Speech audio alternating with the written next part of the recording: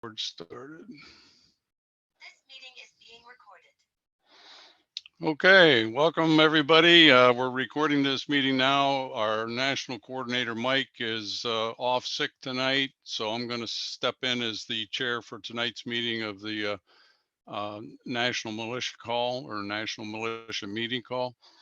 And we're going to implement some new different rules. And so for the folks out there that didn't get the email notice, we're going to start the chat in the Zoom at 5:30 Eastern time, and that will allow people to text and chat back and forth a little bit before the official meeting starts, which will happen at 1800 hours Eastern time, 6 o'clock p.m. At that time, all mics will be muted. And if you wish to make a comment or ask a question, we please ask that you use either the chat, which is being monitored by Ella, and put your question or comment in there, and then she'll come out and speak it on the video portion. Or you can use the reactions button at the bottom of your screens and put your hands up. And then when you're called on by the chair, and we have 3 potential chairs, myself, Brian, and Charles, the chair will recognize you. Then we ask that you keep your comments or statements below 3 minutes so that we can keep things moving. Once you're done speaking, we ask that you mute your mic and take your hand back down so that the chairman can tell if you have something new that comes up. If you just leave it up all the time, then we have no way of knowing.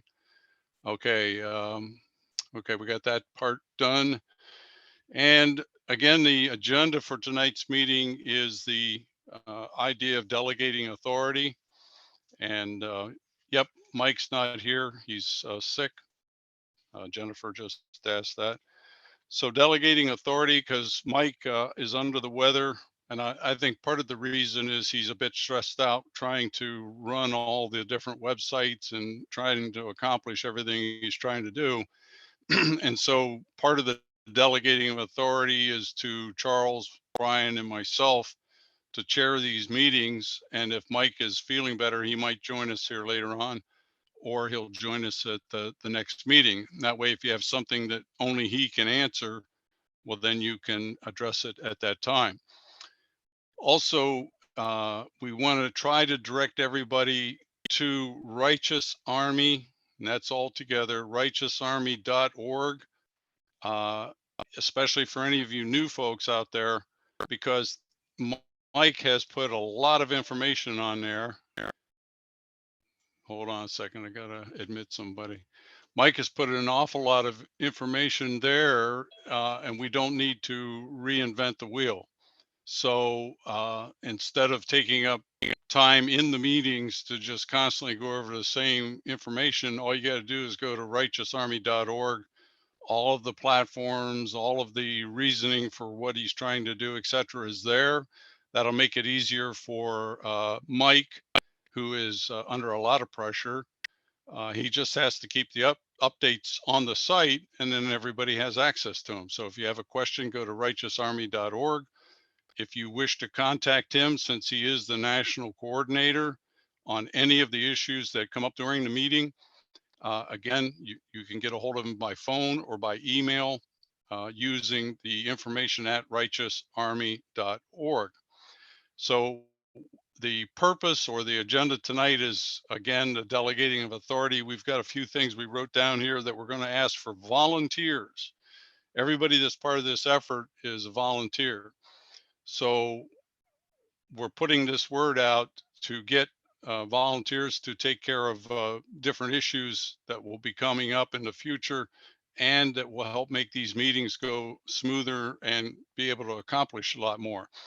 Now, if we put out the request for a volunteer, you don't have to do it tonight, but take it under consideration. And if you decide you wish to help out in that regard, then contact Mike as the national coordinator, and he can put the word out to the rest of us who is stepping up to the plate. So for instance, we wanted a monitor for the chats during the calls here, and Ella took that one upon herself already. So we're going to have Ella as the the chat room monitor, because I and the rest of the chairmen for these meetings don't have time to read all the chats. So thank you, Ella, for that. One thing we do need is a secretary to take minutes of these meetings. It doesn't have to be super complicated, just the highlights of when the meeting started, who was the chairperson, any issues that are brought up, any old business that's brought up, you want to take note of that. The most important thing is any new business or any votes that are taken. The secretary would have to keep track of that so that the minutes can be kept as a record. In other words, of any decisions that we make, did we vote on it? Was it a pass? Was it a fail? That sort of thing. And also, if there's something that needs to come back to us, then somebody's assigned that task. And then the next meeting during the minutes, we'll find out when the people report. I hope that all makes sense. We did put out a request for somebody to contact companies who might be willing to sell us like CB radios and shortwave radio equipment at a discount. Brian has taken the lead on that, and so he'll be listed as that coordinator for that. So if you have any information that he could use, or if you want to assist him, you can contact our New Mexico coordinator, Brian. And again, you go to righteousarmy.org and you can find out his contact information, or you can contact Mike, the national coordinator. So this is how that will work. If you wish to either feed him information about companies, or if you wish to help him in that effort. A lot of people are strapped for funds at this time. And so this, I believe, will help us out quite a bit. The other committee, or the other issue that we'd like to get some people to volunteer to head up for us, is the idea of finding land for setting up a possible community. And it could be in any state, anywhere you know that we could obtain land. And also in that regard, we would want to know where we could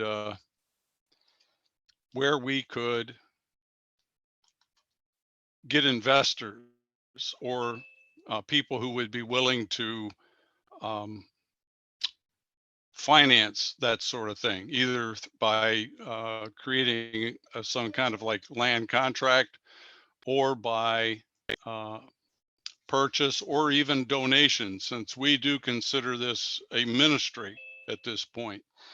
If we remember the early church, the pastor was typically the militia leader. So we don't think there's a separation of the two. We're first and foremost, we're children of the Most High, and what our efforts are in that regard. And the idea of the militia is just the enforcement arm of our duties to our Creator.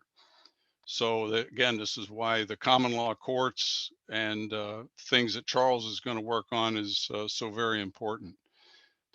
Right now, and then Charles is going to talk here in a few minutes about the qualifications to be a juror and the qualifications to be an elector. So those are the main things tonight that for delegating of authority that we want to address. Okay, now I'll have Charles, and I think Eric, he took his hand down. So Charles, I just sent you a request. So if you would take a few minutes and run us through the how to get these qualifications for jurors and electors, if you want to tell us about that. Yes, Dan. Thank you. Let me real quickly take just a second to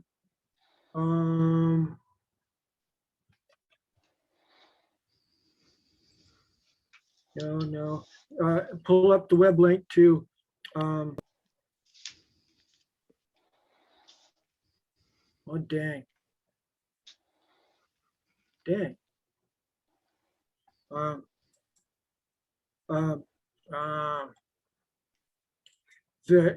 I've constructed a document that's an oath of office for the qualified electors. Yeah, I should be able to bring it up and post it here real soon. Oath of office forms, there we are. And sorry, there we go.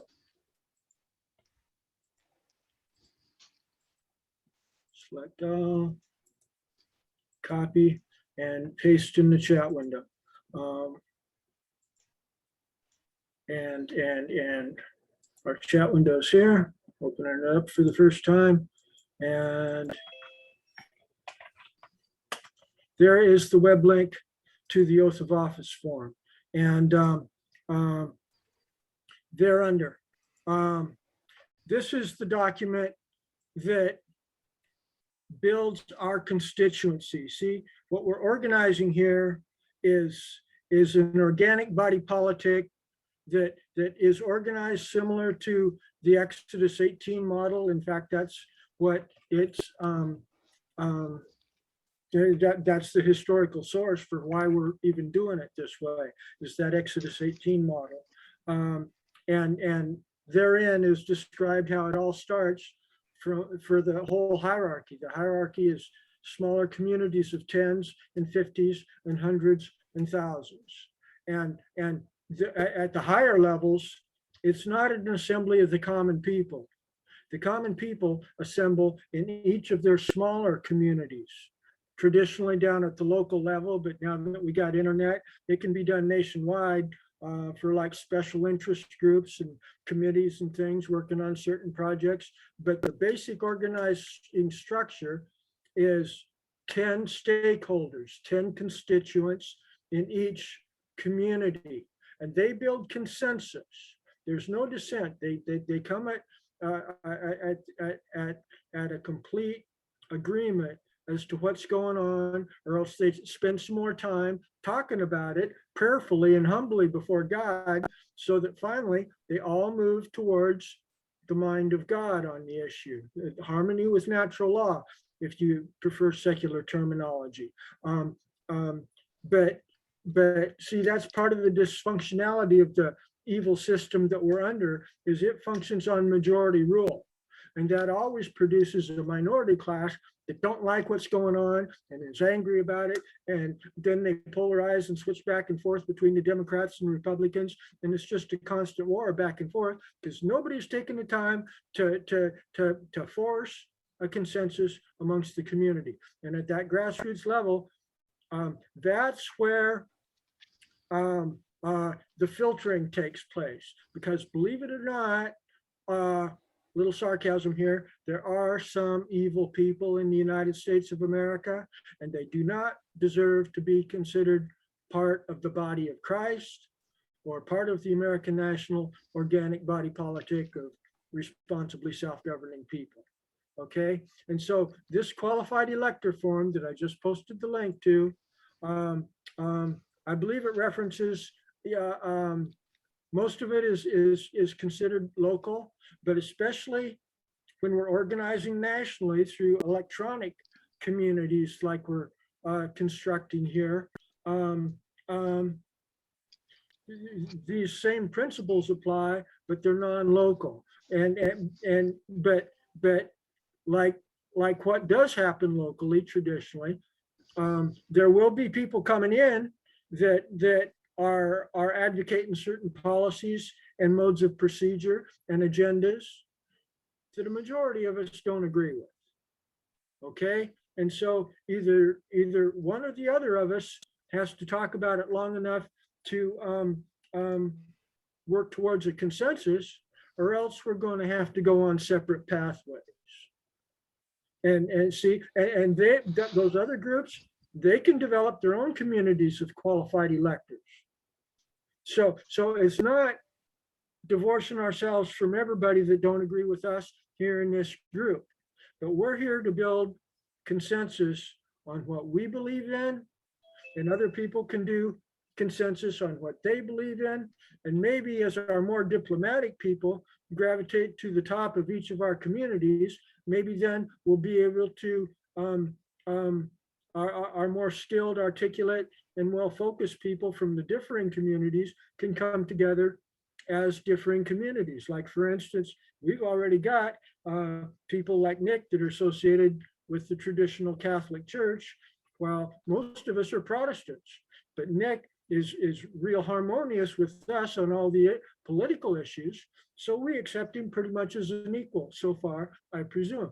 And similar with other people that have different backgrounds. Maybe there's a homosexual that wants to come in and be part of the group or something.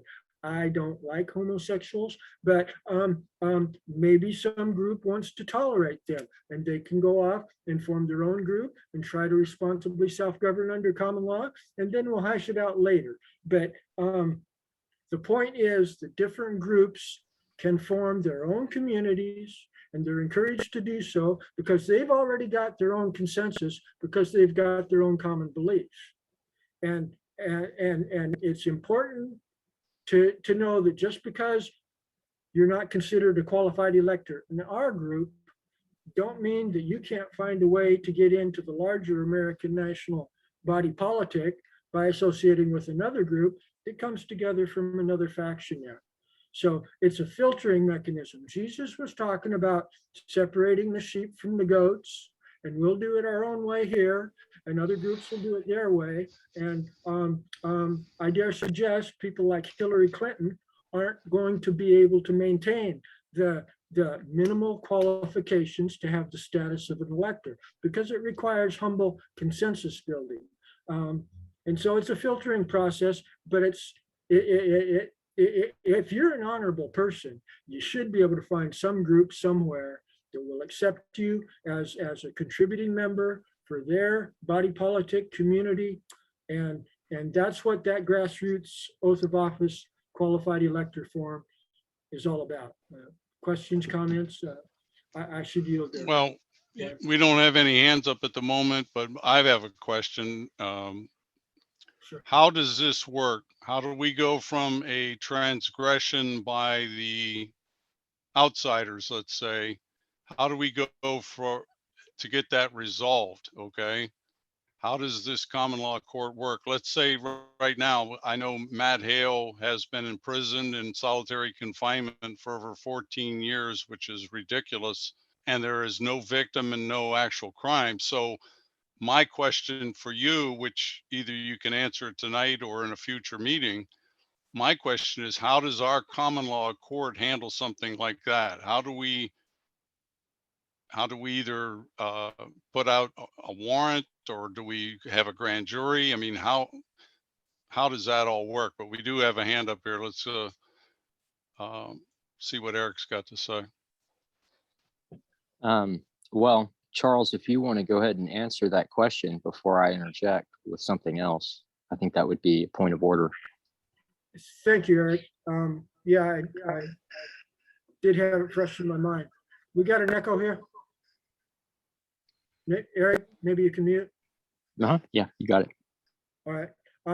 Yeah, Dan, habeas corpus is one of my most important issues. The Bible talks about visiting people in prison and unjust incarceration in prison and things like that. And I think that's one of our top priority issues. And to start out with issues like Matthew Hale, I think you said his name was. I'm not real familiar with the case, but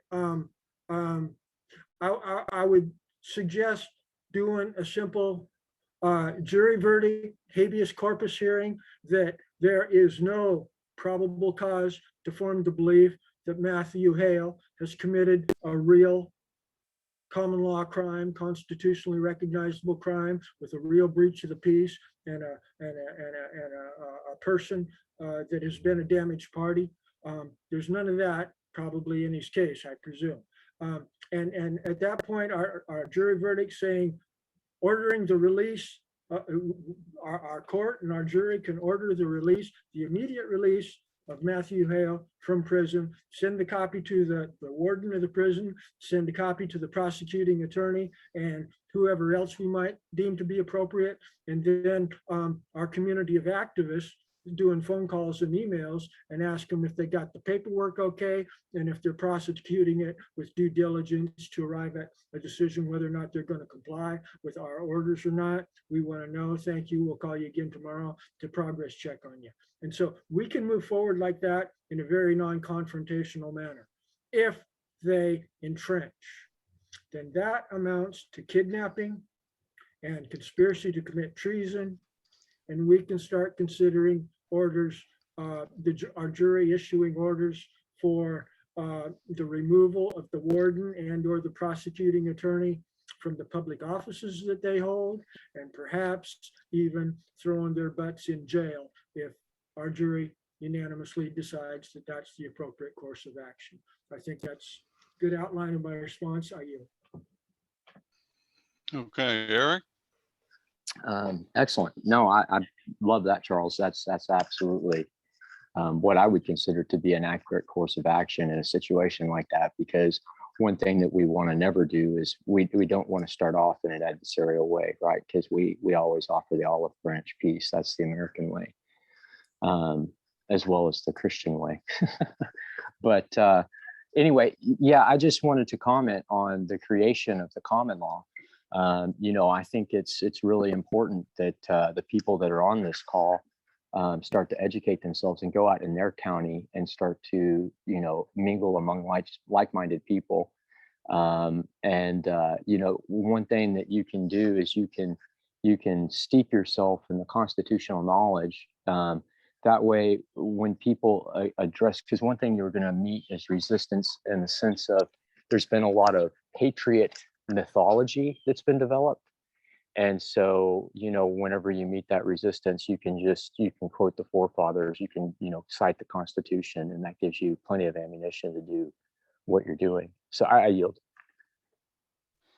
Okay, so what it sounds like to me then you guys are saying is at the local level, we need to start getting people educated on this process that you're talking about so they can have local common law courts. Is that it? And then at some issues will be handled at a broader area. Is that what you're saying? Yeah, Dan. I, especially with our modern electronic modes of communication and the cold hard fact that most people in our local communities are behind the curve in comprehending what we are all concerned about and up to speed on. Jennifer and I were talking about that just today. That most people are behind the curve. They don't comprehend what's going on here. They're off in Disneyland and stuff. And so there's multi-fronts in this spiritual battle, but our collective here of all across the nation, we're kind of, I don't want to say the best, but we're certainly some of the best of the people that have done our homework and have the inspiration by God to seek justice and peace and truth. We are highly motivated to pursue God's kingdom of truth and justice and peace on this earth. We're probably in the top 1% of the whole American nation. And there's a lot of distance between us, but it's important that we come together regularly like we're doing now to develop a common agenda, a common strategy. Right. And so that's a different project than organizing locally, but that's not to take away from the importance of doing our outreach locally with, and see when our local activists, somebody responds to something they posted on a bulletin board or something, gives them a call or sends them an email, they can say, well, yeah, I'm working with a group of activists, a group of people that are emphatic about bringing justice and peace under constitutional principles to the people of the USA. And at that point, our individual local activist has credibility because he's got our national group backing him up, he or she, okay? And so the two systems work together. And when we start confronting people on a national level, like the Supreme Court and President de facto Biden and US Attorney General, whatever his name is, when we confront them, they're going to respond, well, you're just a group of malcontents. You guys are just anti-government activists. No, we're organizing at the grassroots level. We got people in New Mexico, we got people in Texas, we got people in Florida, we got people in Washington and Oregon. We got people all over the USA building from the grassroots bottom up, from whence our delegation of authority manifests. And so they work together if we're doing them both at the same time. Military terminology, full spectrum dominance. I yield. Here, here, here, here. Thank you, Eric. Eric, your hand's up. Did you have something else you wanted to say? Yes, I do. In relation to what Charles is saying, he's absolutely correct. And I've addressed some of the things that I do on some of our prior calls, and I spent now I'm going on my third week here in Tennessee, and Charles can attest that in Texas we have one county that's absolutely on fire, and over here it seems like I have one county that's about ready to stand up, and then there's three others that are following suit quickly. And I've been meeting with former senators. I've been meeting with city officials, pastors. And, if you approach this topic in the right way, and you pre-plan for the fact that you're going to face opposition and how to deal with that, practice a little bit, you'd be surprised how receptive people are to what we're talking about. Because every American, I don't care who you are, you can look at the world around you and you will question if you've ever experienced true happiness. And one of our first orders of business is the pursuit of happiness, and we're guaranteed to have that. And so, when I talk to Americans, they respond very well to the information. This website that I'm working on, which I'm struggling with, so I feel Mike's stress level there. He's got a lot on his plate, I can only imagine. But we have an opportunity, if we present this in a proper fashion and do so lawfully and peacefully, that we can have great success across this country. I mean, really, there are places, like I say, that are just on fire for the information, and it's popping up all over the country. So I encourage everyone to step out of their comfort zone a little bit and get out there and expose, the fact that we have unalienable rights, and as long as we exercise those rights in the proper fashion, then we have all the power. I yield. Okay, excellent points. Some things came to my mind there, and our coordinators listening in, and I would like Eric, if it's possible, could you feed to Mike the information about the counties that you're talking about so we could use them for a model going forward?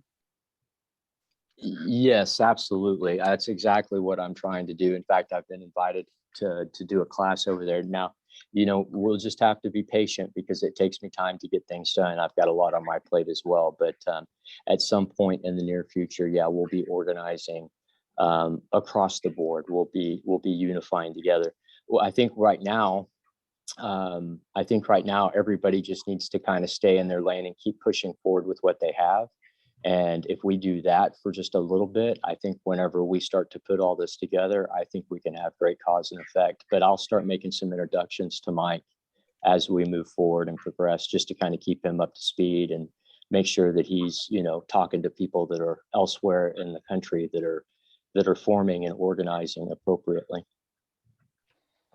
It dawned on me as you're talking that some people are a little bit fearful, and that might be some of the issues that Mike's been having for Yes. people coming to join over militia. Whereas if we are a ministry trying to set up our common law courts with the militia coming behind it, if it's necessary at some point, that might change things a little bit, because I know quite a few folks here in Florida very interested in working with you guys setting up common law courts, because every Wonderful. state of the union we have absolutely no justice. I mean, the That's right. injustices today, including Mike, our coordinator here, his son, what he's going through, it's unbelievable out there on the West Coast. So we all have travesties against either ourselves or close friends and relatives.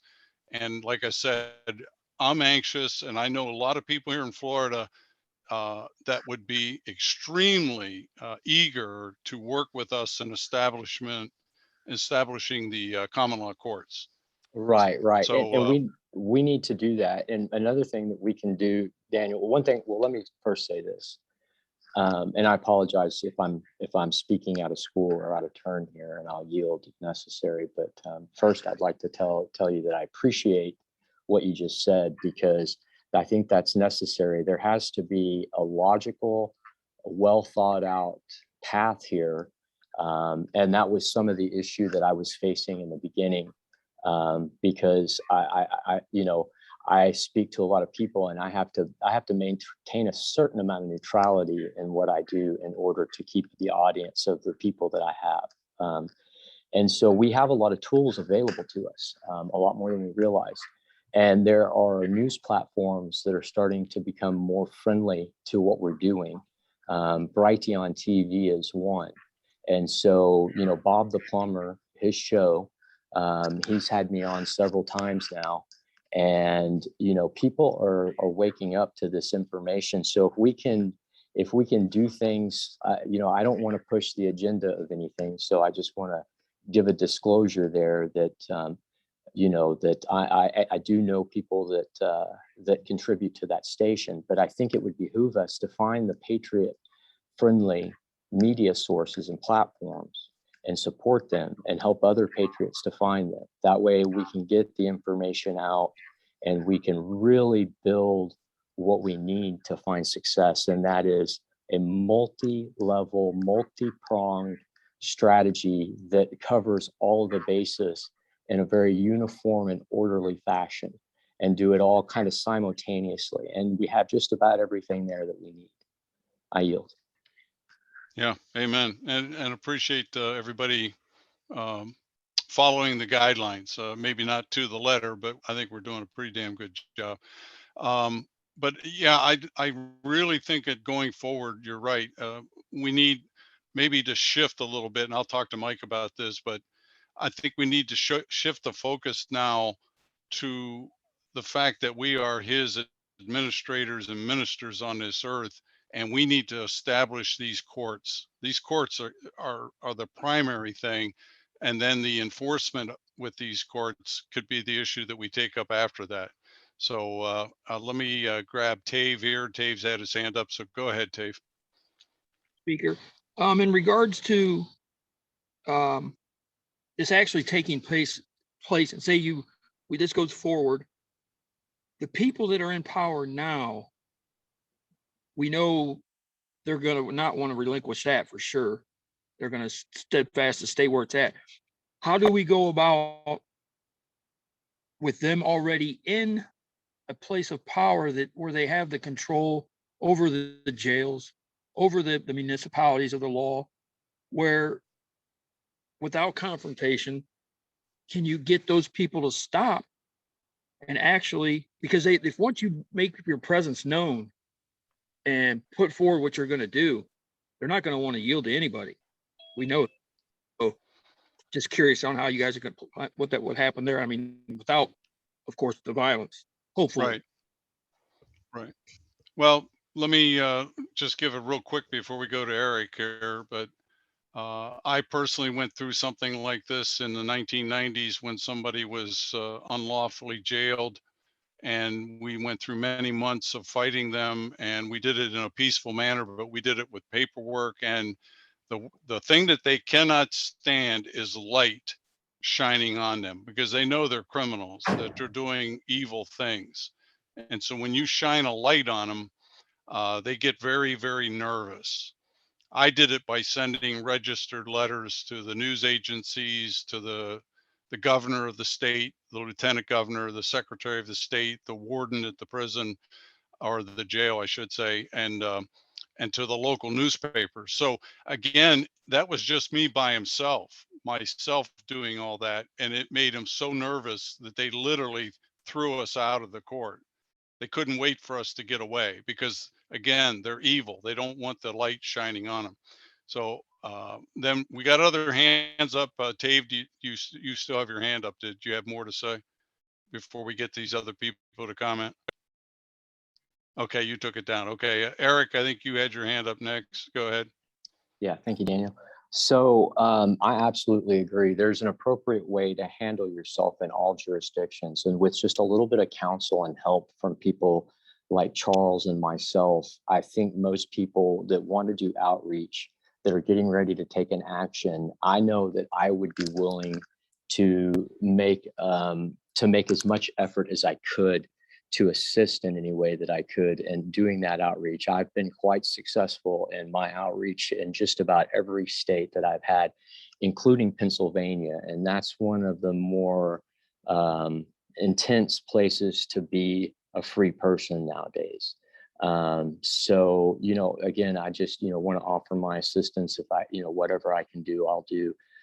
Sometimes I am a little stretched for time, but I always try to put forth as much effort as I can. So, and I might be able to find other people that can help in this regard. There are a lot more people like myself and Charles out there that have a fairly good idea of how to navigate the de facto system and be successful at it.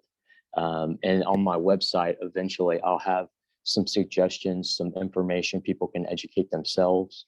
But anyway, I want to yield, so I don't want to take up too much time. Very good. Thanks, Eric. Before we give you the floor there, Mike, just a sec. I contacted a lawyer tonight just before the program. He was on a board talking to some folks about 9/11 and different things. He's up in New York City, very awake and aware. So I contacted him to possibly work with some of our folks.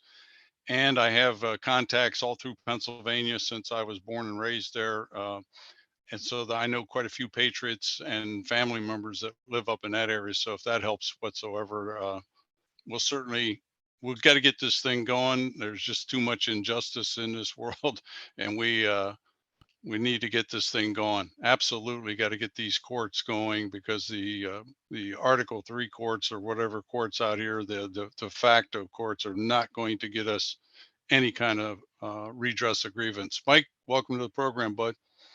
Hey, thank you, Daniel. First, let me say thank you, Daniel, for taking charge of administering the meeting tonight. As you know, I'm a little under the weather. I had a bad fever that broke last night in the midst of the wee hours of the morning, and I woke up in a puddle, when my fever broke. So I'm in recovery mode now. So thank you very much, Dan.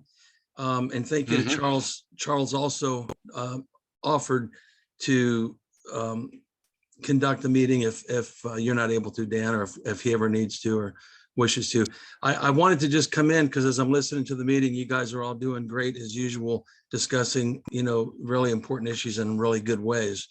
And I just wanted to clarify, because, this is kind of my passionate side of me, when you were just addressing the issue of militia and how there's a lot of people afraid, that they're afraid by that name.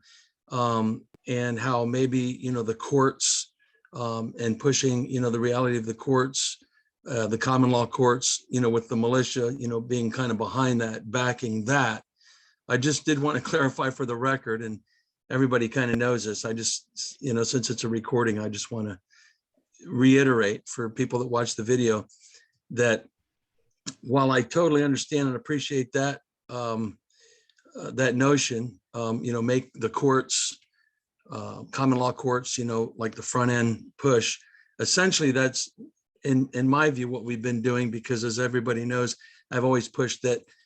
I've been endeavoring to clear up the militia in the minds of people by letting them know that it's not, what so many people have been conditioned to think it is, with that backwoods hillbilly getting guns and storming the White House kind of thing, committing access sedition. No, it's simple. In the most simple terms, we the people, in fact, are the militia. To the extent that people are afraid, that's understandable as well. And to the extent of the militia being, kind of behind the courts, well, we are, because I always say that the common law is the tip of our spear that is out in front of us. So essentially, we are behind, second to the courts. I just wanted to, clarify that. Thank you. And again, thanks for taking the reins, and I yield. Yeah, absolutely. Excellent job, Mike. Yeah, exactly right. The two go hand in glove, actually, because even in the Bible and in the documents of the founding fathers, the two go hand in hand. God's law and all righteous government is of God. The problem is that today man-made government is not righteous. They're not. It's not a terror to those who do evil. They've become evil themselves. In fact, evil incarnate. I was sent this by a guy who goes by the terminology of rabble rouser. He said, any act which dishonors your oath of office immediately and irrevocably vacates that office and destroys your immunity from prosecution. I thought that was a very excellent comment that this guy made, because in effect, almost all of our government offices have committed this treason, if you will, or misprision against their office. They have dishonored their oaths of office, and I agree, it immediately and irrevocably vacates that office, and they no longer have immunity. Now we're in the area where we're talking with the common law courts. We can get true jurors, qualified jurors, to come up with a righteous verdict against these guys. And like you said, Eric and Charles, armed with that verdict of a true jury under biblical law, we find them guilty. Now we'll find out what happens. We'll find out if we got a good sheriff or not. We'll find out if we have good local law enforcement or not. If there are any righteous judges, we're going to find that out real fast. But it has to start with us that know God's law, and we're willing to take a stand against the evil beast out here, and we will issue these jury decisions, and then we go from there. And at some point, we may have to invoke a militia, but we may not have to. We don't know at this point. It depends. If they fight and don't want to step down or accept the punishment as it's meted out by the court, then we'll deal with it at the time. I'll yield to Mike. Mike, your hand's up. Go ahead. Yeah, those were great words, Dan. Thank you. And this is just a quick question to throw out for Eric and Charles, but particularly I'd like to hear back from Eric on this. In our last meeting, Joseph Gibson with the Blog Talk Radio joined us again. He often does. And he indicated, Eric, that there's some 30 something states. These are his words. And if you could clarify it, some 30 states that outlawed common law, that they said it's unlawful and their states are illegal to exercise common law. If you could just clarify that. Thank you. I yield. Well, let me just tell you this. If they outlawed common law, then they outlawed the Constitution, and they can't do that. That's just unlawful, period. So any law that's passed that's repugnant to the Constitution is not law. In fact, it's the exact opposite of law. So I yield. Amen, brother. I just want to say Excellent. thank you for that. I agree. I did want to bring it up and let you comment on Eric, because I knew you would put it asunder. Thank you. Okay, excellent. While we're waiting for some more hands up here, I want to reiterate to the listeners, because we got some new people here. The agenda for tonight was the delegation of authority. Mike here is under the weather because partly, I know, due to the stress. And so what we're trying to do is reach out to everybody listening, and we'll listen to the recordings.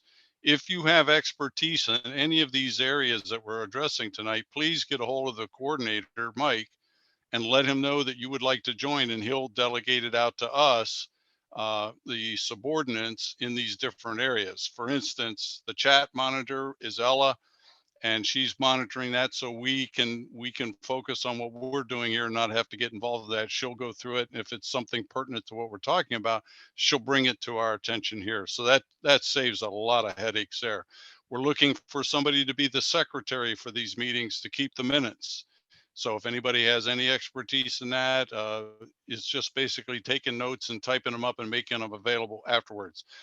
Brian has already, our coordinator from New Mexico, has already taken the task of coordinating with companies that might be able to give us CB radios, ham radios, etc. And that would do that at a discount, since we're patriotic and God-fearing people. Charles is going to put forth the information about the jurors and electors. And we do need somebody that has the feels led to help us find land. We want to establish some communities, build them similar to the Amish, where we can grow real food and have a place where people can live in, simple structures and grow and raise animals properly and grow food, etc. And that would also be a place possibly where we could hold court, or we could have training sessions, or we could have guest speakers like Eric travels to educate people. So that's what we're looking for, particularly in Texas and here in Florida. I have a long list of people that would love to be part of a community. So anybody that has any um, expertise or connections that could help us either find land or has an idea on how to finance such a thing, either by getting donations or somebody bequeathing some land or whatever. But we just want simple agricultural land where we can build very simple structures, nothing fancy, so that we can just feed ourselves. Because look at, it's pretty obvious they're trying to shut down the food supply. I didn't see the hands in what order they came, but give me a second, Eric. I'm going to let Tave go ahead and have 3 minutes. 3 minutes to you, Tave. Go ahead. Speaker. Maybe I'm missing something with this court as far as did I hear you guys say that we're going to actually use the de facto judges that sit on bench now? Or am I wrong did I hear that wrong? Because I thought they're the ones that are the problem. I mean, at the top of the food chain that way. But if I am wrong, correct me. I'm sorry. I yield. Okay. Eric, you got your hand up. Go ahead. Yeah, so just in response to that real quick before I get to my thing. So, it's been my experience that some of the justices, especially the JPs, some of them have good intent. They don't realize. You'd be surprised how deep ignorance is because of the amount of distraction Americans have, So we have to, I know Charles may disagree a little bit, but I think where there's accountability in the common law, there's forgiveness. And so if somebody wants to step up and do the right thing, and they want to contract with the common law courts, I think that that's all right. I think if there's not a legitimate justice, then you need to elect one.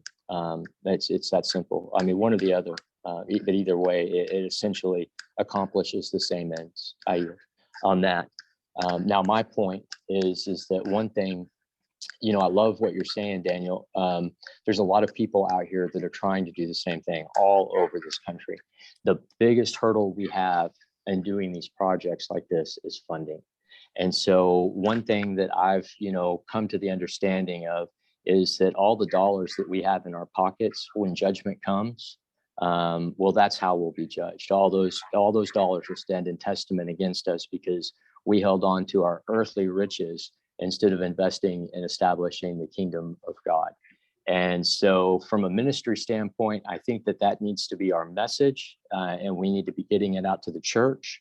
I think we'll find a lot more support in the church, especially if we strategize appropriately and approach with the right message, which I've got some people in mind that can really help with that. There's a professor out of Lubbock who has written some literature that is very profound, and he's already kind of started in that way. And he's on a radio show out there. He has a radio show on Sunday where he comes from his constitutional society and speaks about these types of issues, the constitutional issues that we're facing and challenges. So I think we just need to work towards that. I don't want to take up any more time. I yield.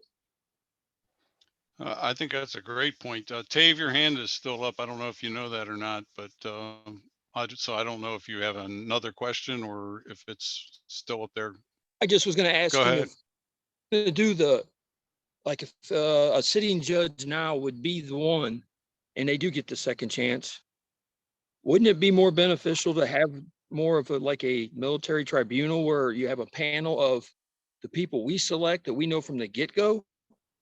Because the people that, I don't know, it just seems like that there's more bad than good where we're going through, and it's going to be a lot more difficult to try and trust somebody with everything that we're doing with the power that they're going to have. And I yield.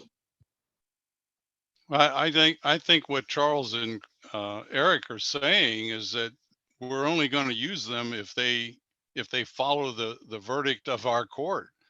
Okay, so obviously it's not a willy-nilly thing. We're not turning it over to these guys. They have to do it in response to what we're telling them. So all Eric is saying is if they're willing to do the right thing under our direction, then we're going to give them a chance to do the right thing. Why make enemies? Okay, you you catch more flies with sugar than you do vinegar.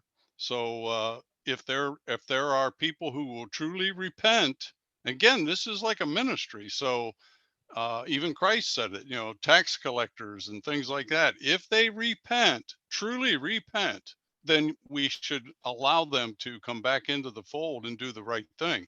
And I believe that's what Charles and Eric mean by that. So I think, Eric, you're next. Here, Daniel. What very well said. That's absolutely right. And I think, by operating this way, see, what we need to do is exactly what we're talking about, and that's set the example. We can't forget that these people are employees, and they've been misguided and misdirected by the principles that we've put in place. And so, we regulate them through the common law and through our ability to have a true electorate, and then create a delegation eventually, if we so choose, to form a continental Congress and then address these issues. Now, there's a lot of groups out there that are working to that end. And I applaud them on their attempts and what they're doing, and they're going in the right direction. Again, there's a lot of things that are happening, and everybody's kind of in different lanes. And if everybody just stays focused and doesn't get caught up in a bunch of drama and hoopla, and we start to really look at what the tasks are at hand and start to delegate those and build, a model for progress, I think we're going to be doing the right thing. And I think what you said about being, a ministry, I think that's absolutely what this is about. That's what the common law is about. So anyway, I yield.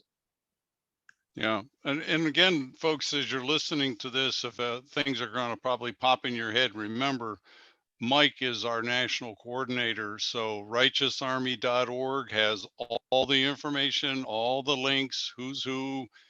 And if it doesn't, the contact information for Mike is there. Get a hold of him and he can tell you who to talk to and how you can help out, because we do need help. Delegation of authority. That's what this is all about. Every one of us can do something, no matter what it is, just like Ella monitoring the chat. That I can't tell you how valuable that is. Okay. So everybody can do a little something. Many hands make light work. That's what my mother used to tell me all the time. Many hands make light work. The problem in America has been there's not very many hands trying to do the right thing. And we need to repent of that as a people.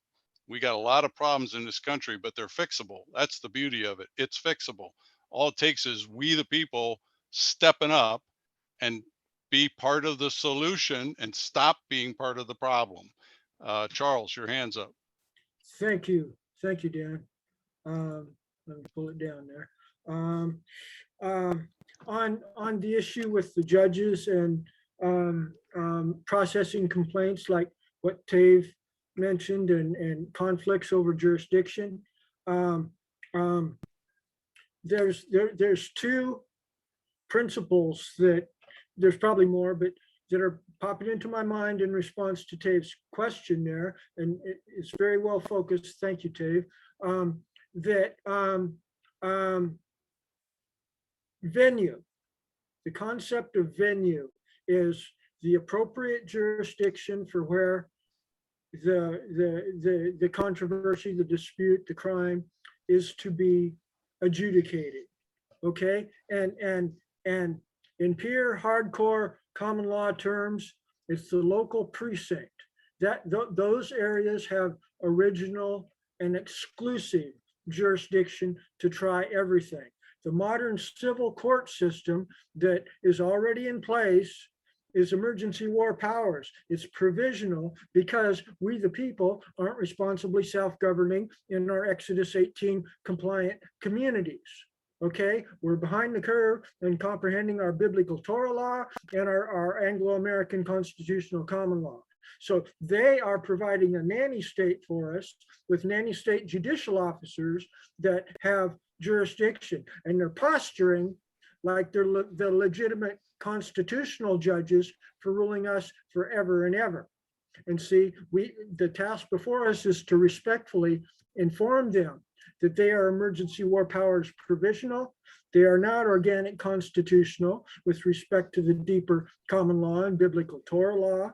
And we've got these rights to self-govern under our own communities. And to back off, we don't need to be confrontational about this, like I think Dave and Eric were both concerned about. But to gently start moving the goalposts in the direction towards reclaiming the kingdom of God on this earth, to start out with, those de facto courts and the January 6th protesters right now are an extremely good example. Those guys been in jail now for close to 2 years, and most of them have not even faced any trial. Okay, well, there's a fundamental, completely broad-based universal rule of justice delayed is justice denied. Okay, and so if we go ahead and start issuing our common law court jury verdicts and ordering the habeas corpus release of those prisoners immediately, well, the de facto courts have had 2 years to work on it. You know, we're getting tired of it, and we decided we ought to finally prayerfully and humbly get our act together. And so we're adjudicating habeas corpus, and we're ordering the release of those prisoners. Here's the paperwork. We expect you to comply or to give us a real good reason why not. Okay, and that's, Amen. thank you. That's one half of it. The other half is concurrent jurisdiction.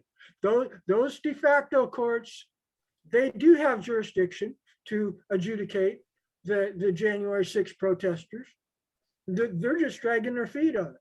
It's emergency war powers jurisdiction, but it is a jurisdiction. And the same with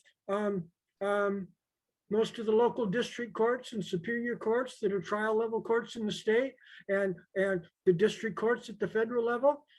They do have jurisdiction, given the right scenario, to try cases.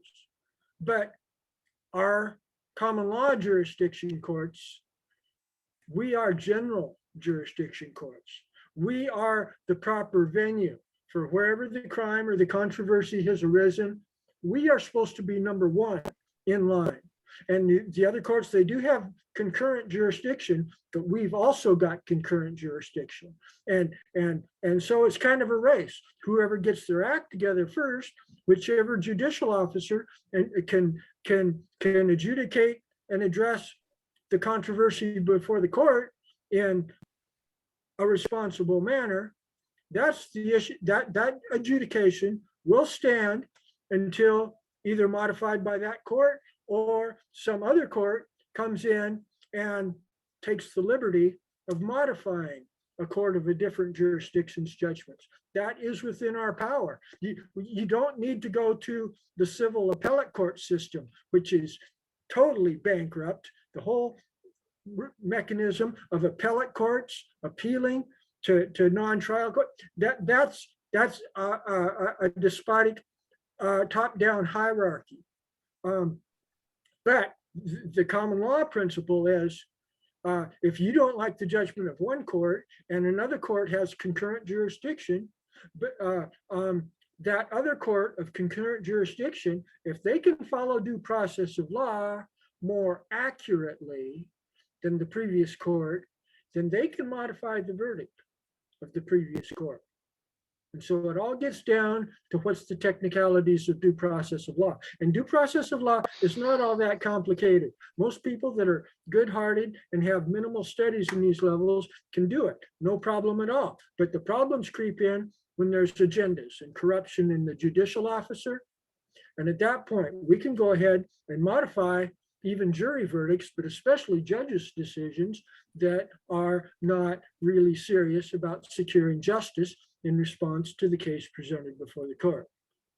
So I think that kind of summarizes my position real well. One other thing, I think it would be good, Dan, to take a real quick break and invite the new people, Henry and Chris Honan, to maybe make a quick introduction of themselves. I haven't met those guys before, but I yield.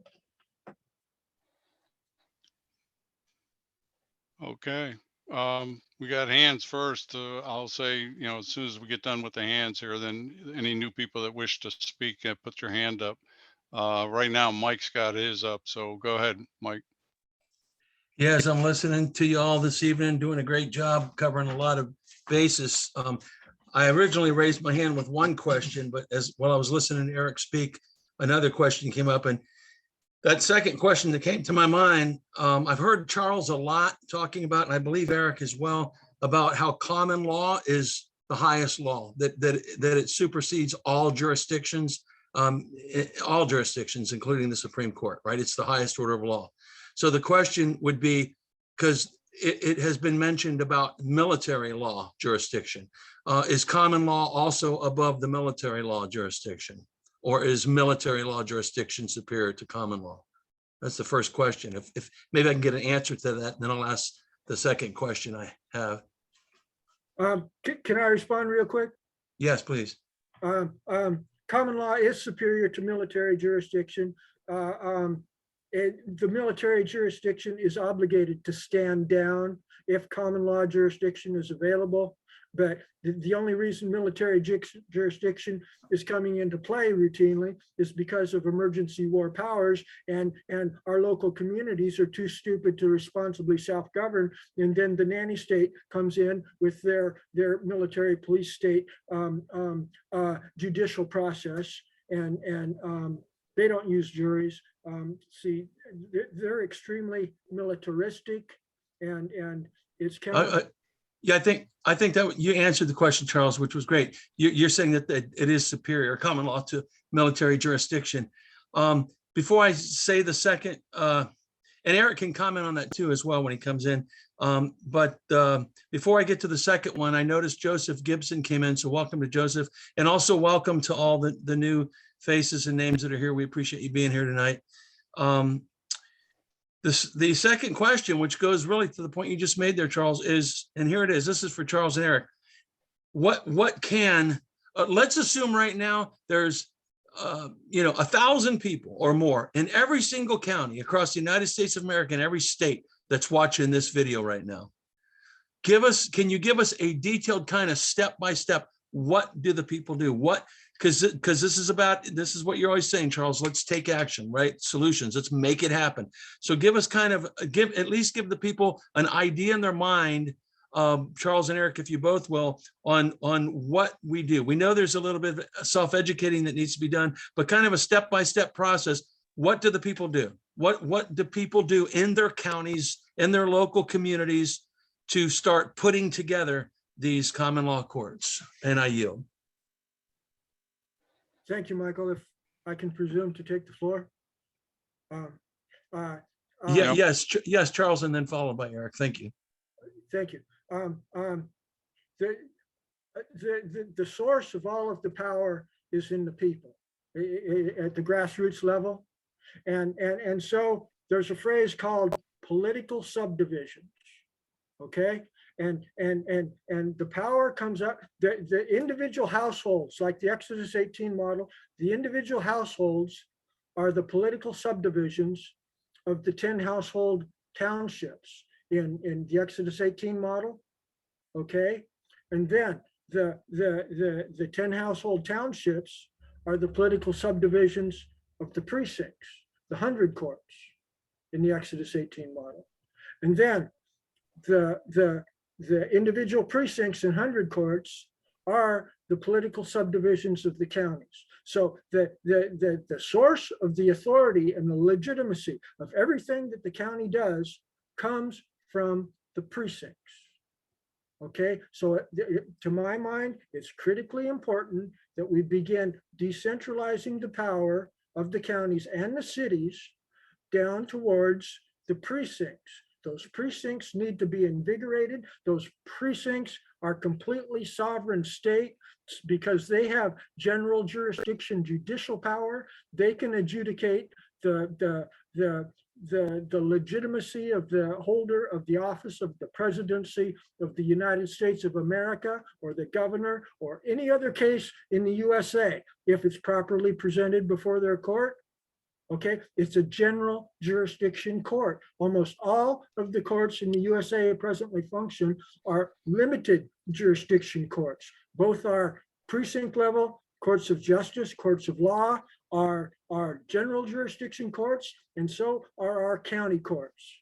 But more to your point there, Michael, it's to examine the components, the constituent elements of the county, to figure out what to do in the counties, because when we break the counties down to their constituent elements and we have people moving in, okay, I represent precinct 1 in Coleman County, Texas.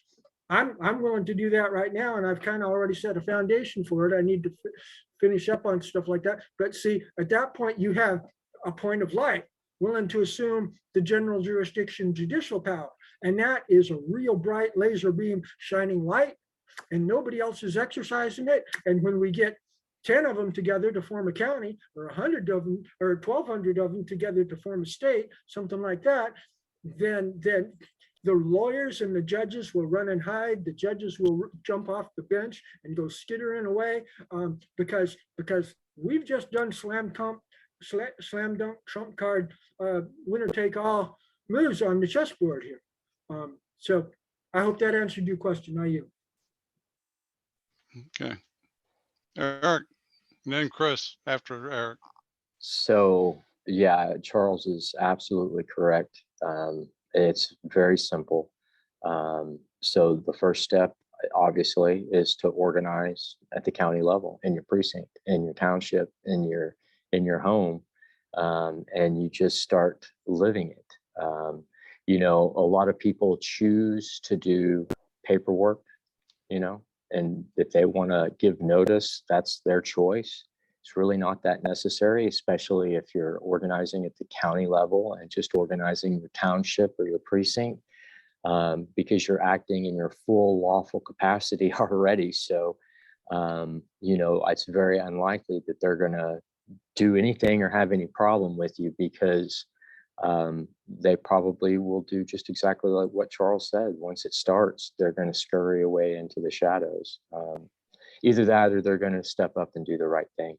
And I think that that'll be a mixed bag. It'll just depend on it, community by community. Every place will be different. And every community will face their own struggles. That's another thing. And that's why these national type networks are so critical and important to what we're doing, because this is a good forum for people, especially what I'm seeing tonight. I got to just say, I'm really enjoying this call. It's very well structured. We're actually getting something accomplished. So my hat's off to you guys, Daniel and Mike, for doing such a good job putting this together, because this is what we need right now. We need a forum so that people can come and ask questions and get counsel as to what maybe they might possibly need to do. They need options, right? And the more minds we have, the more smart people we have out there that are willing to step up to the plate, learn the information, or if they already know the information, wow, what a huge asset that'll be, not just for us, but also in their community, in their hometown. So anyway, I yield. Yeah, excellent point, Chris. Give me just a second. I want to reiterate to everybody that we're presenting these ideas out there. Obviously, we're not going to cover everything during the meeting because we're running out of time. So remember, righteousarmy.org. Get a hold of Mike, who is the national coordinator. If you have a question, if you have information you wish to share, or if you wish to participate, or if you wish to volunteer to be the precinct level, the county level guy, get a hold of Mike, righteousarmy.org, and he'll put you in the right direction there and get you with the right people. And then we'll start putting this thing together, because I'm telling you, the people out here are screaming for justice because we don't have any in this country. Uh-oh, I lost Chris. No, I'm here. Oh, there he is. Oh, there you are. You jumped on my screen. Go ahead, Chris. Yes, I think Charles mentioned my name, so I figured I'd say something. I've been with the group since August and been coming to the meetings occasionally when I can. And yes, this meeting is well organized and is a lot of improvement from August. So my hat tip to to everybody, Daniel, Mike. I have a lot of experience in military, 20 years there, and then 10 years in law enforcement, police investigator. And it's funny that we're talking about this just yesterday or the day before. I listened to commonlawyer.com, Brent Winters, and he's basically speaking the same thing we're speaking. I don't know if you're familiar with him, but and he has several books and courses, and it's kind of going along these lines. Like he's like an attorney for whatever 80 years, really knowledgeable, very biblically based. So, those who are curious about we're speaking about, you may want to go to that website, commonlawyer.com. And he's got some books and stuff, information. So I just want to, I understand, I'm trying to grasp what everyone's saying, Eric and Charles. And yes, I want to establish a precinct. So you said I just need to be a precinct. Sounds easy.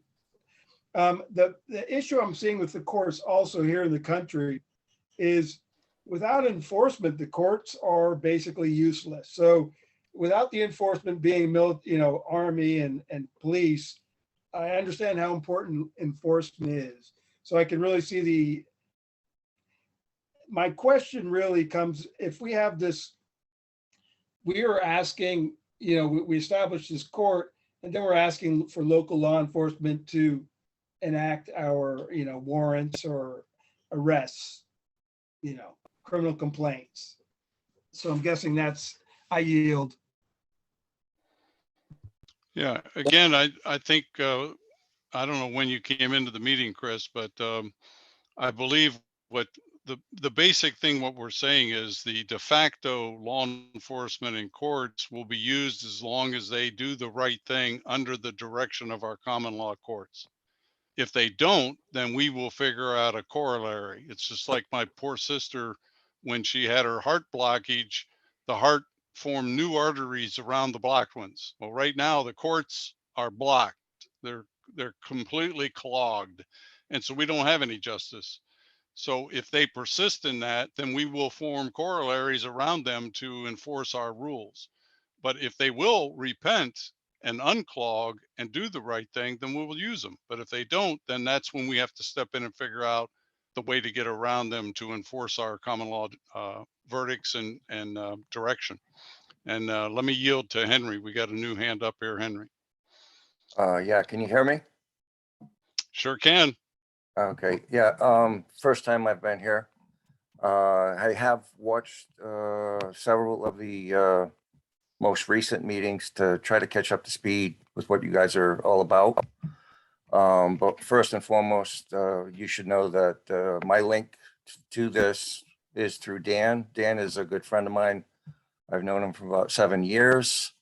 And I know him to be the kind of man that doesn't get involved in things that are not worthwhile ventures. And so I'm just kind of all ears and trying to take some of the stuff in.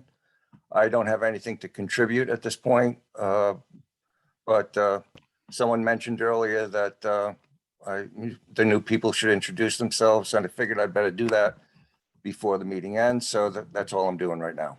That's about it. But I feel like I know some of you people from watching some of the meetings. I obviously I know Dan. I've heard a lot of Charles because I started watching the meetings. I think the last 4 or 5 meetings I've watched. So Charles has been very much involved in those. Brian's a guy I recognize. I have a lot of respect for him. Eric, all of you basically. But Dan especially is a good friend of mine. And that's about it for tonight. So I guess I'll All just right, mute thanks for being myself. here, Henry. All right. Yeah, just go ahead and mute yourself. Yeah, if you I'll do would. that. Thank you. Take your hand down too, Henry, if you wouldn't mind. And that's a beautiful point here. We are starting to run out of time, and I have to go because I have another program, radio program to do here in about 20 minutes. But Henry is the coming together. Like Mike, I'm sure Mike's idea when he first started this was primary focus on militia, and the rest of us have been primary focus on ministry. And what I see now is the merging of the two, which is excellent because that's where it needs to go. We are first ambassadors of our Savior on this earth and to implement our Father's law. And then the rest of it is just in support of that. So the very first duty is to be righteous ourselves. That's why I love righteousarmy.org. But we have to be righteous, and then we have to enforce his law on an unrighteous world around us. And basically, if this unrighteous world leaves us alone, they don't have anything to worry about. But if you're going to interfere with or persecute the righteous, now you've asked the righteous army to step in and take matters into their own hands. I love the little meme that was sent around, about a 1-minute audio came out here. Men that just want to be left alone. And the gist of the little short segment by this militia guy was, you guys have poked the bear. We're just men that want to be left alone. But if you make my world change by forcing me to get involved, you're going to wish you hadn't, because we're just men that want to be left alone until we can't. Here, And if here. you force that issue, you're going to wish you'd have left us alone and left us asleep, because it's going to be hell on earth, because you guys are living a completely ungodly system here. So when we start implementing God's law, things are going to change drastically for a lot of folks. So I would put the warning out to anybody in uniform. You better decide on which side of that fence you're going to sit, because you got a real tough decision coming up. Are you going to serve the beast? Are you going to repent and get right? Because it has a consequence, and everybody needs to understand that. I hate to end this, but I think I have to, because I got to get ready for the other show. So as chairman, I'm going to just, oh, sorry, Brian. I know, I'm sorry, buddy. Catch the recording. I think everybody here did an absolutely wonderful job. And again, if you have a question, if you need information, if you need to be linked up to any of us, that's Mike's job. He is the coordinator, the national coordinator. So righteousarmy.org, you can find it there, get the information. I would say if you missed us live, please watch the recording where we put out the different offices that were asking for volunteers. As Brian, who just came in here, said he would head up the effort to find companies that might work with us and maybe even give us a discount to get like CB radios or ham radio equipment, or we're looking for housing. If we ever do find that land, we want simple, easy, low maintenance kind of housing. So if you have anything along that lines.